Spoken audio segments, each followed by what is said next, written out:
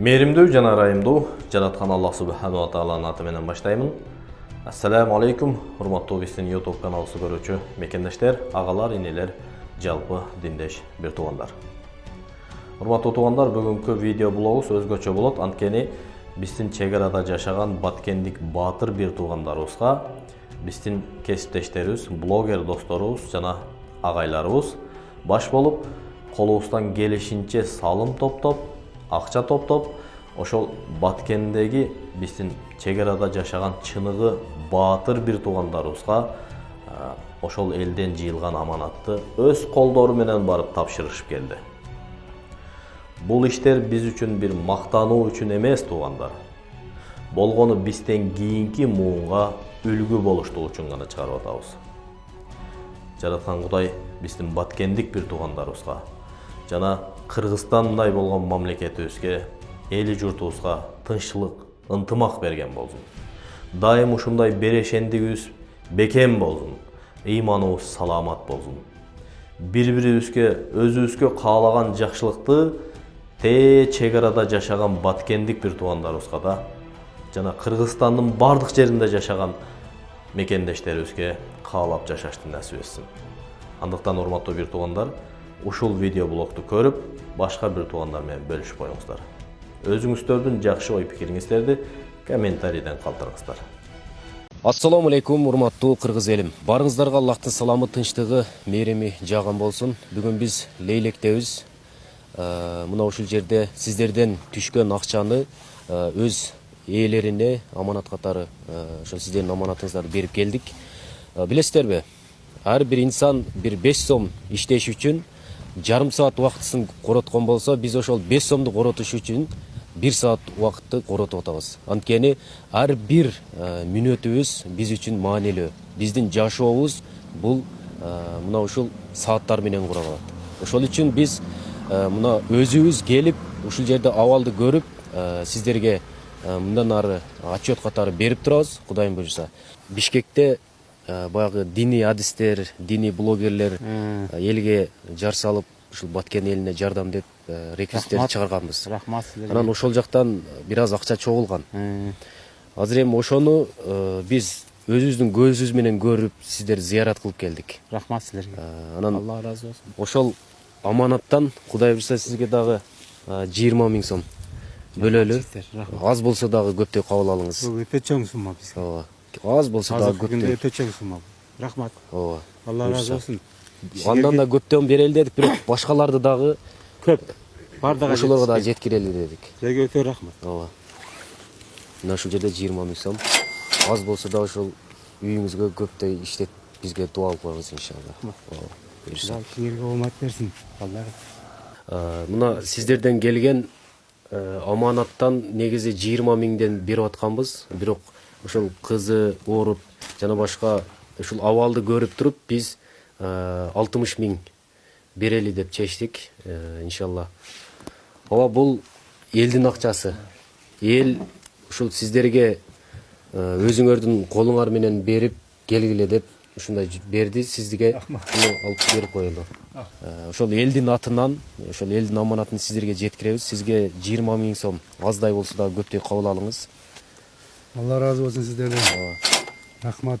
Биздин бир аз элдин аманаты бар эле, ошону аз болсо да көп көрүп кабыл алсаңыз. Майли. Рахмат. Азыр сизге 20 000 сом акча бөлөлү. Бул элдин акчасы. Анткени эл дагы баягы 1 сомду дагы баягы пешене тери менен табып, алар дагы отчет каалайт экен да. Азыр көпчүлүк айтат да, эмнеге тартып атасыңар депчи. Биз деле тарткыбыз келбей атат. Баягы айла жоктон иш ушул да. Мындан көп болсо, аз болсо да көпчүлүк кабыл алат. Алла разы болсун. Ошол. Азыр сизге ошол элден чогулган каражат 20 000 сом. Ошону бир аз болсо да кичине ошол баарынан болсо да бир аз болсо да ошону иштетип аласыз өзүңүзгө. Алла разы болсун, рахмат сизге. Элге отчет катары мөтөбү чыгарып атабыз. Азыр бул жерде 20 000 сом, аз болсо да көптөй кабыл алат деген үмүттөбүз. Алла разы болсун. Бул элдин аманаты сизге тапшырылды. Сиздерден келген акчадан азыркы учурда Немат абага 20 000 сом бөлөбүз. Кудай буйруса, ар бир адамга өз колубуз менен берип атабыз. Иншалла. Аз болсо дагы кереңизге жаратып турубуз. Бизден келген жардам ушул экен. Андан башка бирге келип жашайлы десек биз коркобуз. Жашай албайбыз бул жердечи. ар бир үйгө эми акчабыз жетпейт экен, бирок бир аз болсо дагы аз акчаны көп акча деп көрөсүздөр. Мына 20 000 сом сиздерге элдин аманаты. Кабыл алсаңыз иншалла. Аз болсо да көп көрүңүз. Бул элдин аманаты, биз жөн гана Алланын ыраазысы Шунчалык келип көңүлүбүздү сурап кетиңиз сизден. Алла разы болсун. Биз да разыбыз. Ишиңизге ийгилик. Бишкек шаарынан дин адистери ошол диний жамааттар биригип Баткен элиме жардам деп эсеп чыгарганбыз. Азыр ошо бул жака келип көрүп, өз көзүбүз менен тапшыралы деп, анан ар бир үй бүлөгө 20 000 сомдон бөлдүк. Бул жерде толук 20 000 сом бар бекен. Аз да болсо көптөй көрүп, буюрса ошол нерсени кабылсаң, азыр келген жардамыбыз ошол 20 000 сом бул жерде экен. Бир аз да болсо, аз да болсо көптөй көрүп, ошол кичинекей эмеңиздер болсо дагы ошол эме кылып, бизге жакшы дуа кылып коюңуздар. Ушул акчаны берген адамдар көпчүлүгү Россиядан салып жатышат. Ошол иштеп жүргөн мекендештерибизге дагы жакшы дуа кылып коюңуздар.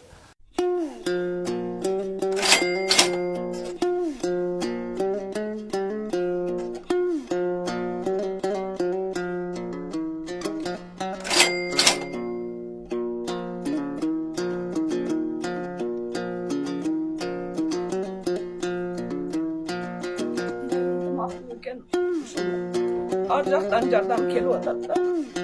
Ошол эптебен үйүбүздү салып алдык. Өзүбүз башпанабызда жашайбыз деген ойдомун да. Эми тынчтык эле болсун деп атам.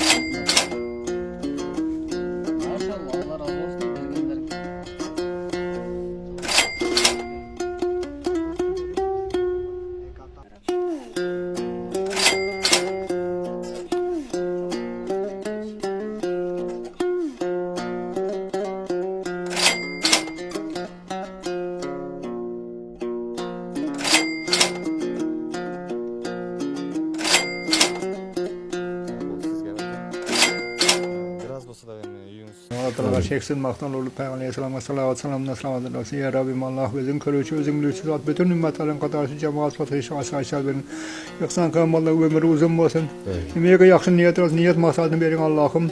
Allah'tan sorayım Allah'ım buna çıkan tınış olsun. Kalamat olsun imanlı olsun ihlasman olsun. Nimeye Allah'tan tilek maksatlara yetişsin Allah'ım. Doğru yoldan Allah aşklasın Allah'ım. Türlü bala kadar Allah'ını gözlersen gözü saklasın Allah'ım. Rahmet şerikem bu.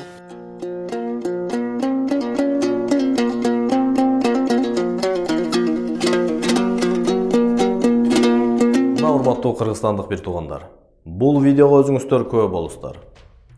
Бүгүн биз блогерлерге коомчулукта колунан эч нерсе келбеген кээ бир комментарийдин астында үйдүн бүрчөгүндө жатып алган көкмие туугандарыбыз отуруп алып сен блогерлер эмнени кыйратып атасыңар, эмнени жыргатып атасыңар деп бизге эксперт болгондор толтура.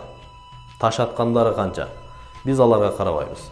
Биз блогерлер моундай иштерде активдүү болуп мамлекетибизге, элибизге, динибизге халыс кызматыбызды кыла беребиз.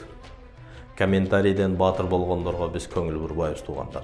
Ошондуктан биздин баткендик бир туугандарыбызга жана чек арада жашаган мекендеш бир туугандарыбызга бардыгына бирдей мамиле кылып, элибиз үчүн, динибиз үчүн, мекенибиз үчүн дайым халыс кызматыбызды кылып жүрүштү жараткан Кудай насип этсин.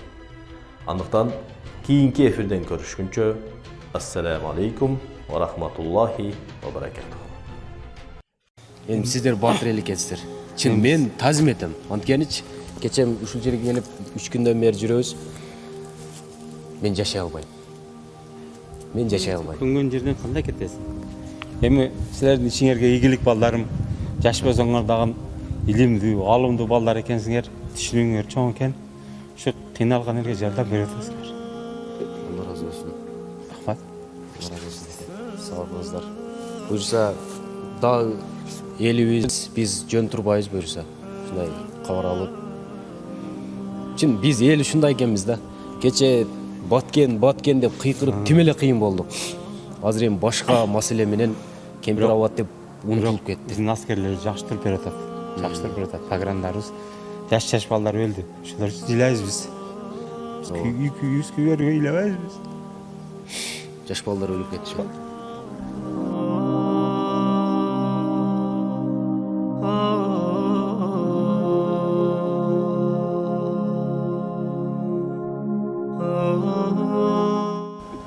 Ошо балдардын энеси атасы кандай бүт келе чыгат. Ошого окшогон өлгүчө мен айтып атам балдарга, бизге ыйлар жана ошолор өлбөсүн, биз өлөлүк. Мына жерде карап жатып. Шундай да энди. Рахмат жигиттер. Allah razı olsun. Biz daha көп колуңузду кармабайлы. Бул жакта.